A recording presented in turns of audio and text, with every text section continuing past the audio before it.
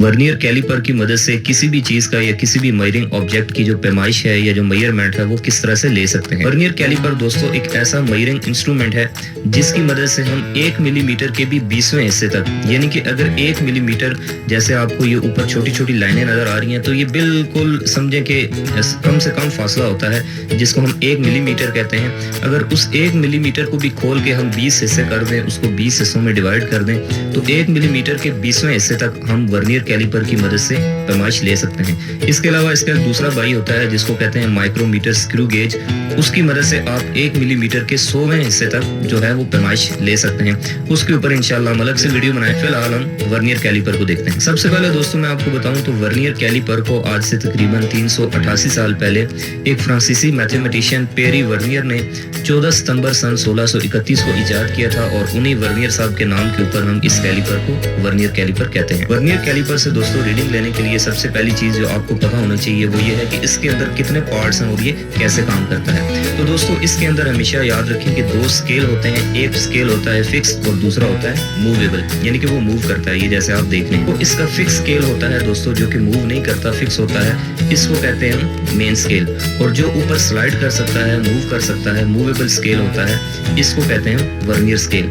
इसके अलावा इसके 2 जाज नीचे बने होते हैं जिसकी मदद से हम किसी भी ऑब्जेक्ट का या किसी भी चीज का आउटर डायमीटर मेजर करते हैं या फिर कैलकुलेट करते हैं। और जो 2 इसके ऊपर जाज बने हुए हैं इनकी मदद से हम किसी भी चीज का जो इनर डायमीटर है उसको हम मेजर या कैलकुलेट करते हैं। और इसके अलावा आपको यहाँ पर पीछे एक ये स्लाइडिंग जो है वो इसकी बार नजर आ रही होगी, तो ये जो इसकी स्ट्रिप है इसकी मदद से हम किसी भी बॉटल या किसी भी चीज का जो डेप्थ है, जो गहराई है, उसको भी मेजर कर सकते हैं। और ये हमेशा याद रखें कि वर्नियर कैलिपर की मदद से आप जो भी रीडिंग लेंगे उसका जो यूनिट आएगा वो हमेशा मिलीमीटर में आएगा।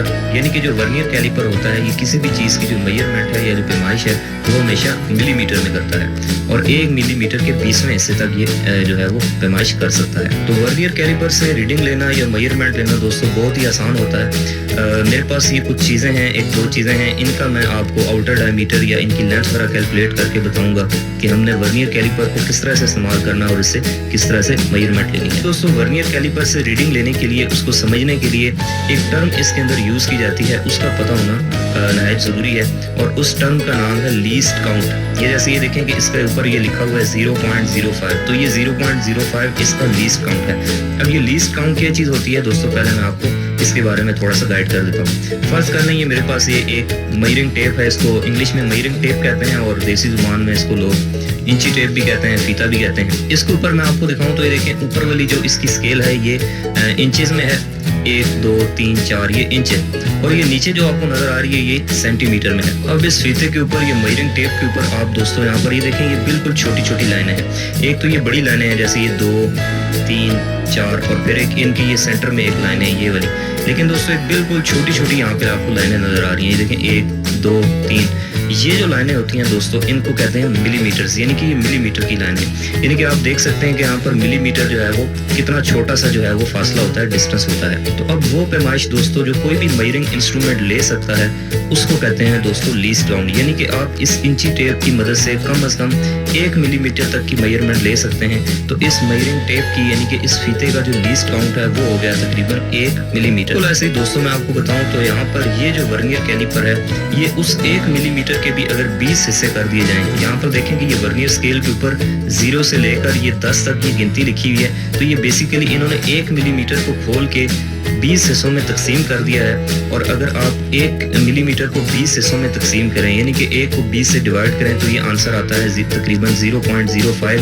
तो यही इसका लीस्ट काउंट। तो दोस्तों जब भी आप वर्नियर कैलिपर की मदद से किसी भी चीज़ की रीडिंग लेने लगेंगे तो सबसे पहला स्टेप आपने फॉलो करना है वो ये है कि आपने इस वर्नियर स्केल को बिल्कुल ऐसे साथ जोड़ के मिला लेना है कि इसके दरमियान में कोई भी गैप यहाँ पर ना रहे और बिल्कुल मिला के उसके बाद आपने मेन स्केल का 0 और वर्नियर स्केल का 0, जैसे ये देखें ये सेंटर में मेन स्केल का 0 है और ये नीचे वर्नियर स्केल का 0 है। इसकी जो लाइन है दोस्तों यानी कि वर्नियर स्केल की लाइन और मेन स्केल की लाइन ये बिल्कुल आपस में ऊपर नीचे ऐसे अलाइन होनी चाहिए, सीधी होनी चाहिए।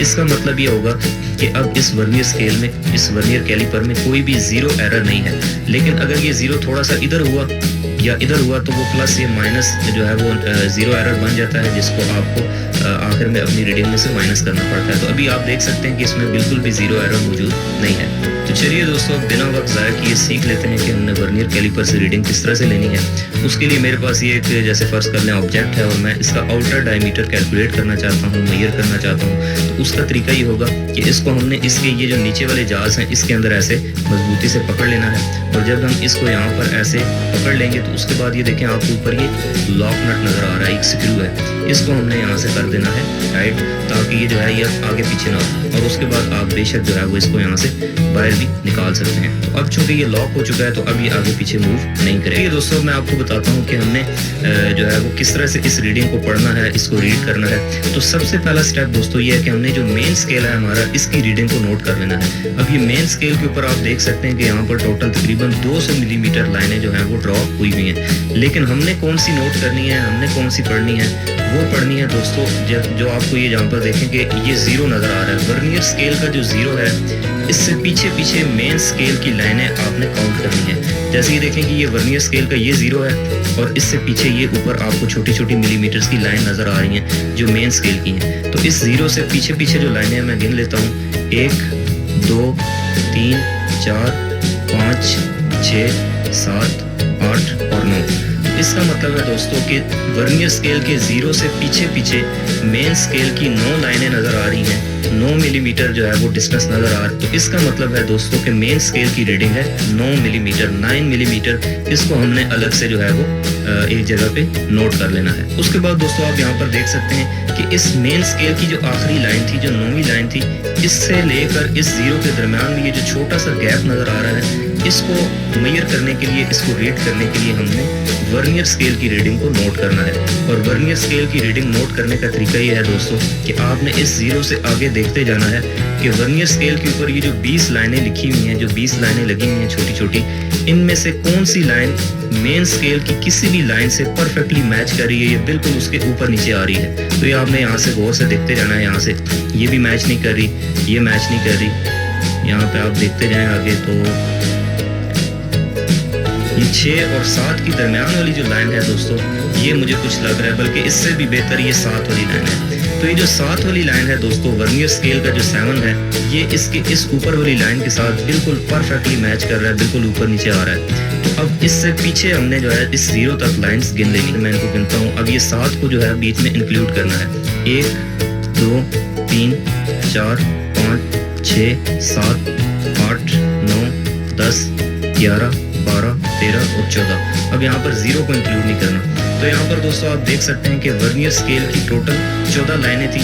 अब इस वर्नियर स्केल की जो रीडिंग आई है, यानी कि 14 आई है, इसको हमने इसके ये जो लीस्ट काउंट यहाँ पर लिखा हुआ है 0.05, इससे मल्टीप्लाई कर देना है। तो दोस्तों वर्नियर स्केल की रीडिंग 14 को जब हम मल्टीप्लाई करेंगे इसके लीस्ट काउंट 0.05 के साथ, तो उसके बाद आपका जो आंसर आएगा वो आएगा 0.7 मिलीमीटर। इस 0.7 को दोस्तों वर्नियर कैलिपर की रीडिंग को हमने मेन स्केल की रीडिंग जो कि 9 थी उसके अंदर ऐड कर देना है और उससे हमारा जो टोटल आंसर बनेगा, जो टोटल रीडिंग बनेगी वो बनेगी 9.7 मिलीमीटर। तो इसका मतलब ये है कि ये हमारे पास जो चीज़ थी, इसका जो आउटर डायमीटर है ये तकरीबन 9.7 मिलीमीटर है। तो दोस्तों आप देख सकते हैं मेरे पास ये एक और जो है वो बोल्ट है। तो इसका अगर मैं मिलीमीटर में डाया चेक करना चाहता हूँ तो बिल्कुल वैसे ही मैं इस तरह से इसको इसके अंदर जो है वो रख के उसके बाद यहाँ से इसको टाइट कर दूंगा और यहाँ पर अब हमने इसकी जो है वो वैल्यू को पढ़ना है, नोट करना है। तो बिल्कुल वैसे ही आप देख सकते हैं यहाँ पर जीरो से पहले हमने लाइनें गिननी है।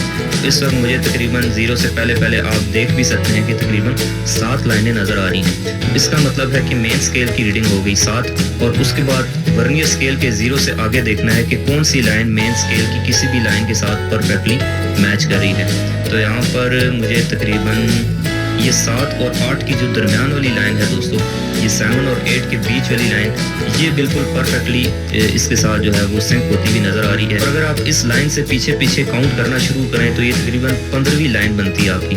तो जोन सी भी लाइन आपकी बने 15वीं या 16वीं या जोन सी भी, उस 15 को आपने इसके लीस्ट काउंट 0.05 से मल्टीप्लाई करना है और जब हम इसको इसके साथ मल्टीप्लाई करें तो हमारे पास आंसर आएगा 0.75 मिलीमीटर। तो इसका मतलब है कि वर्नियर स्केल की रीडिंग है 0.75 मिलीमीटर, जिसके अंदर अगर हम मेन स्केल की रीडिंग 7 मिलीमीटर को ऐड करें तो टोटल जो हमारे पास आंसर आएगा वो आएगा 7.75 मिलीमीटर। तो इसका मतलब है कि ये जो बोल्ट है, इसका जो डाया है وہ ہے 7.75 मिलीमीटर। बिल्कुल ऐसे ही दोस्तों जिस तरह से हमने इन जॉस की मदद से आउटर डायमीटर मेजर किया है, हम इसका इनर डायमीटर भी किसी भी चीज़ का मेजर कर सकते हैं। और अगर हमने किसी चीज़ की डेप्थ मेजर करनी हो तो हम इसकी मदद से डेप्थ को भी मेजर कर सकते हैं। और पढ़ने का तरीका यही होगा कि सबसे पहले आपने वर्नियर स्केल के 0 से पहले मेन स्केल की लाइनें गिन देनी है, और उसके बाद वर्नियर स्केल की भी लाइनें गिन के उसको लीस्ट काउंट से मल्टीप्लाई कर देना है और दोनों को ऐड कर देना है, तो आपकी रीडिंग आ जाएगी।